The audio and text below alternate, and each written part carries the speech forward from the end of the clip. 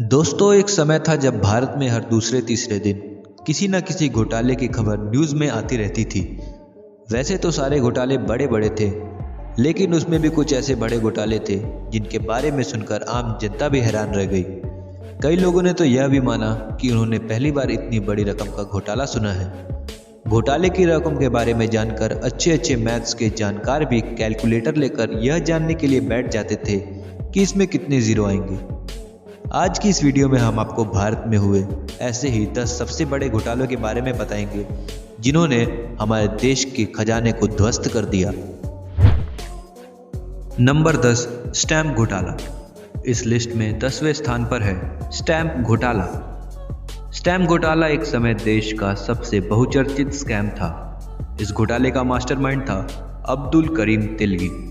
तिलगी ने नकली stamp paper छपवाकर 350 लोगों के नेटवर्क के जरिए 16 राज्यों में फर्जी स्टैम्प पेपर बेचने का धंधा किया। 1990 से 2001 तक तिलगी ने अलग अलग राज्यों में करीब 20,000 करोड़ रुपए के फर्जी स्टैम्प पेपर बेच डाले। 2001 में उसकी गिरफ्तारी के बाद इस पूरे रैकेट का पर्दाफाश हुआ।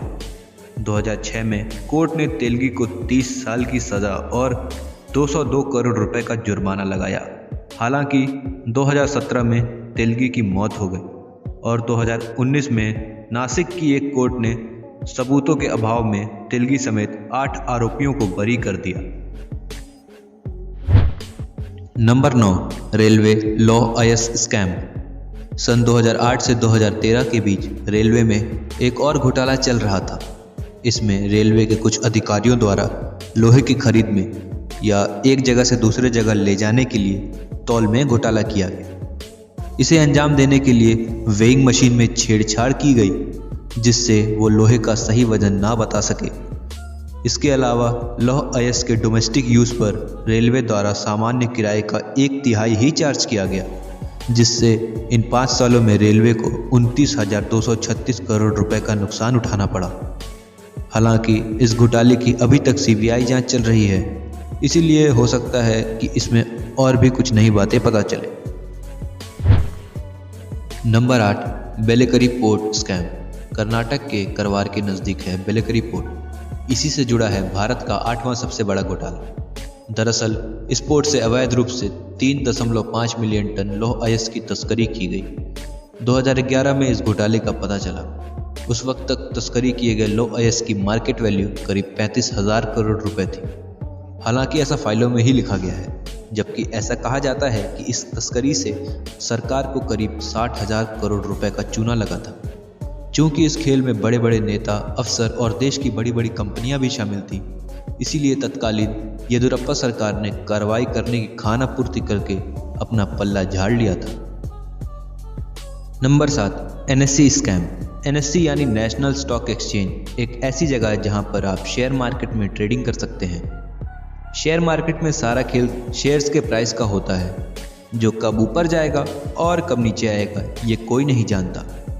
लेकिन जरा सोचिए, अगर आपको पहले से ही पता चल जाए कि किस शेयर का रेट बढ़ने वाला है और किसका गिरने वाला है तो क्या होगा। जाहिर सी बात है, आपको कुछ ही दिनों में करोड़पति बनने से कोई नहीं रोक सकता। बिल्कुल ऐसा ही हुआ इस स्कैम में। शेयर मार्केट के कुछ खास ब्रोकर्स एनएससी के कुछ अधिकारियों की मिलीभगत से एक्सचेंज के सर्वर में सेंध लगाकर स्टॉक मार्केट खुलने से पहले ही किसी भी शेयर का रेट पता कर लेते थे, जिस कारण पूरे मार्केट में उनका एकाधिकार स्थापित हो गया था। 2010 से 2014 तक चले इस खेल में ब्रोकर्स ने करीब 50,000 करोड़ रुपए की अवैध कमाई की।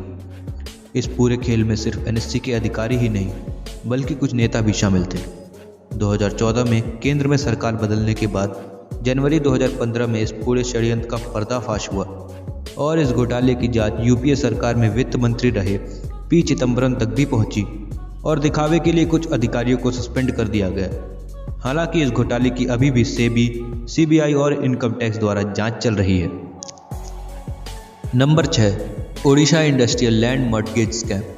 2014 में ओडिशा में इंडस्ट्रियल लैंड मॉर्टगेज स्कैम ने पूरे राज्य को हिलाकर रख दिया था। हर राज्य सरकार अपने स्टेट में रोजगार पैदा करने के लिए कंपनियों को इनवाइट करती है और उन्हें कौड़ियों के भाव में ज़मीन आवंटित करती है। करीब 52,423 करोड़ रुपए के इस घोटाले में ओडिशा की industrial infrastructural development corporation IDCO ने कंपनियों को बैंक से कर्ज लेने के लिए ऐसी ही ज़मीनों का NOC यानी नो ऑब्जेक्शन सर्टिफिकेट दे दिया। ओडिशा सरकार द्वारा गिफ्ट या लीज पर मिली इन ज़मीन का NOC मिलते ही कंपनियों ने इस ज़मीन को अपना बताते हुए इसका प्रयोग बैंकों से कर्ज लेने के तौर पर किया। 2014 में आई CAG की रिपोर्ट में इस बात का भी खुलासा हुआ कि इटको ने 106 कंपनियों को 46,732 एकड़ की ज़मीन का प्रोजेक्शन दे दिया, जबकि इटको के पास इस तरह की कोई पावर नहीं थी। फिलहाल इस मामले में अभी भी जांच चल रही है। Number 5, Odisha illegal mining scam. अगला बड़ा स्कैम भी भारत के गरीब राज्यों में से एक ओडिशा में ही हुआ। 2010 में हुए इस घोटाले में कई चौंकाने वाले खुलासे हुए। करीब एक दशक तक ओडिशा में अवैध माइनिंग का धंधा जोरों पर था। कई बड़ी कंपनियों, नेताओं और अधिकारियों की मिलीभगत से कई माइनिंग कंपनियों ने 2000 से 2010 तक ओडिशा में 22.8 टन लोहे और मैग्नीज आयस की माइनिंग की और उसका प्रयोग अपने फायदे के लिए किया, जिस कारण ओडिशा सरकार को करीब 59,203 करोड़ रुपए का नुकसान हुआ। इस घोटाले की जांच के लिए कमीशन भी बैठाई गई, लेकिन जांच रिपोर्ट आने के बाद अभी भी इस मामले में कोई ज़्यादा कार्रवाई नहीं हुई। नंबर 4, कॉमनवेल्थ गेम्स घोटाला। 2011 में सामने आए कॉमनवेल्थ गेम्स घोटाले ने न सिर्फ देश को हिलाकर रख दिया था, बल्कि विदेशों में भारत की इमेज भी खराब करने में अहम भूमिका निभाई थी। भारतीय ओलंपिक संगठन और राष्ट्रमंडल खेल आयोजन समिति के तत्कालीन अध्यक्ष सुरेश कलमाडी पर इस गेम्स के आयोजन में खर्च की राशि को बढ़ा चढ़ाकर पेश करने का आरोप लगाया गया था। भारत के लिए अंतर्राष्ट्रीय शर्म का विषय बन चुके इस आयोजन में उस वक्त पुणे के कांग्रेस सांसद सुरेश कलमाडी और उनके सहयोगी ने बड़े पैमाने पर पैसों की हेराफेरी की थी। पैसा उन लोगों को दिया गया था जो असल में थे ही नहीं, यानी फेक कंपनी बनाकर उनसे तय कीमत से दोगुने में सामान की खरीदी की गई थी। बाद में सुरेश कलमाडी को घोटाले के आरोप में जेल में डाल दिया गया और तब जाकर खुलासा हुआ कि इस गेम्स के आयोजन के दौरान करीब 70,000 करोड़ रुपए का घोटाला हुआ था। Number 3, 2G spectrum scam. 2010 में सामने आए 2G स्पेक्ट्रम घोटाला उस वक्त देश का सबसे बड़ा घोटाला था। कैग की रिपोर्ट के अनुसार 2008 में 2G स्पेक्ट्रम के आवंटन में बड़े पैमाने पर अनियमितता बरती गई थी। कैग ने अपने ऑडिट रिपोर्ट में बताया था कि स्पेक्ट्रम के आवंटन से मिले रुपए और नीलामी के लिए प्रस्तावित राशि के बीच का अंतर 1,76 करोड़ रुपए यानी 1.76 ट्रिलियन था। इस पूरे घोटाले में तत्कालीन UPA सरकार में शामिल पूर्व केंद्रीय मंत्री A राजा, कनिमोझी और वित्तीय मंत्री P चिदम्बरम पर आरोप लगे थे, जिसमें A राजा और कनिमोझी को जेल भी जाना पड़ा था। इन दोनों पर आरोप था कि इन्होंने पहले आओ पहले पाओ के आधार पर अपनी पसंदीदा कंपनियों को नए रेट की बजाय 2001 में तय किए रेट के आधार पर स्पेक्ट्रम दिए थे, जिससे सरकारी खजाने को 1,76,000 करोड़ रुपए का नुकसान उठाना पड़ा था। हालांकि बाद में दूसरे अन्य घोटालों की तरह इस घोटालों के आरोपियों को भी कोर्ट ने 2017 में बरी कर दिया था। Number 2, Colgate scam.